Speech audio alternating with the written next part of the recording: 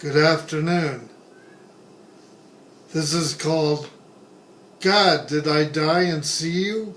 Or was that just in my imagination? The year was 1975. I had moved sight unseen to go to school at Fresno State, 2,000 miles all by myself. I packed up my belongings and my electric wheelchair and my manual wheelchair and all my records, and I got in a plane and flew to go to school to Fresno State.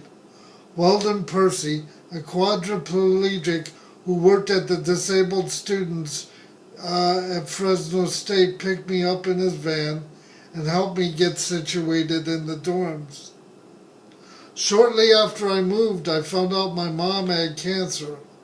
I lived in the dorms for a semester, 20 minutes away from my parents in Milwaukee, but this was different. In the dorms where I moved to Fresno State, I was 2,000 miles away. And when I moved in the dorms in Fresno State, it seemed kind of juvenile. The kids got into drinking and smoking pot, and then the parties in the dorms, they would listen to records. Drinking was 21 in California. I was able to go to bars legally since I was a sophomore in high school in 1971. So I could pretty much come and go as I pleased at home. It was okay with my parents. I always went to school and valued learning, although I felt a lot of high school was BS. The students were good and tried to be inclusive with me, so that was really cool. Anyway, in the dorms, I lived with this kid nearby. His name was Timothy Hun, whom also had cerebral palsy, and I met him in 1970 when I was in a hospital in a body cast for my dislocated hip. Timothy was legally blind. We lived on the same dorm floor and just a few doors apart. The kids confused us and called us by each other's name. We smoked weed to socialize and fit in, belong.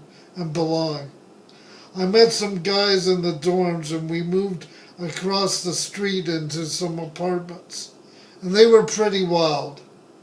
They made me feel so alone and out of place, and they seemed so immature. They cared about drinking and smoking weed, and I started doing that in 7th grade when I started regular school, but I would smoke pot and then I would go where I would quit for a year or two or whatever. I was taking a course at this time in psychic phenomena at Fresno State. I heard about astral projection and I was interested in it, and other weird psychic things were happening with me at this time. A friend, Don Landers, who asked me to stop reading or feeling his feelings. He had an IQ of 160. He was in his 40s. He was working on his master's in linguistics. And we were best of friends, and we hung out a lot together, went to dinner a lot, and stayed up late talking about things in the dorms. Well, one day, back at my apartment just across the street, I was feeling down, and I went to sleep in my apartment room. And I was aware of sleep, that I was sleeping, but while I was sleeping, I felt a cancer enter my body, and I felt like I was rolling back and forth in bed, but I was aware that I was sleeping. The next day, I got a call from my older brother, and I found out that my grandma Rogers had died.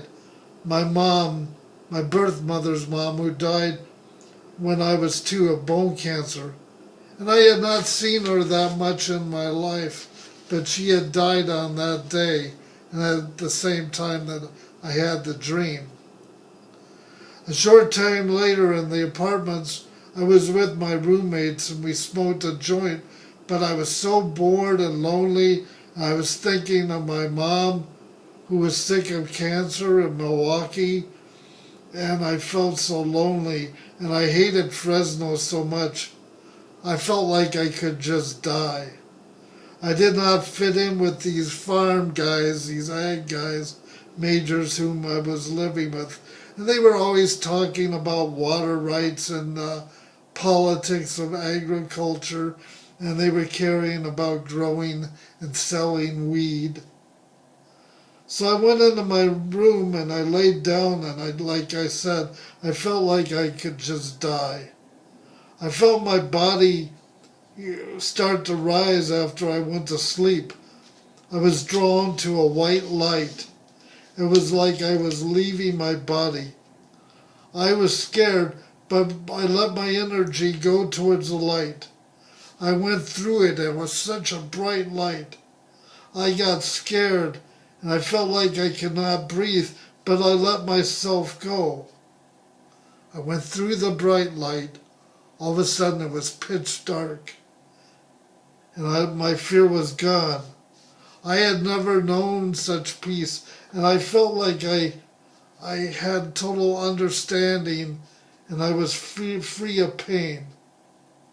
I felt like I was talking to an angel or God by thought. I looked down and saw myself lying in bed a few feet above my body. I was given permission to stay, but I asked if I could go back and show other people that being disabled all my life was not that bad of an experience. I would call it my soul. Anyway, I willed my body back into I willed my soul back into my body, and when I woke up, my body was soaking wet, and my heart was beating really hard and fast. I thought, was this real, or was it all a dream? My mom came to visit me, and I talked to her about this experience, and I told her, of course, when I talked to people about it, it freaked them out. I also told my mom that I thought maybe she was psychic, and she told me that I would have to learn how to turn it on and turn it off. But that had not always been easy for me. I have always been able to read people that by their voice tones, and when I moved to Fresno, I got more interested in trying to understand about ESP and if I really had this ability. Shortly after Robot entered my life, I loved and hated him. I feared him, and he was also psychic. He used mind control and fear to keep me close. And I can understand why people were abducted, that you hear about them on the news, why they do things that you wouldn't think they would do. They often think I do it to protect the ones that they love.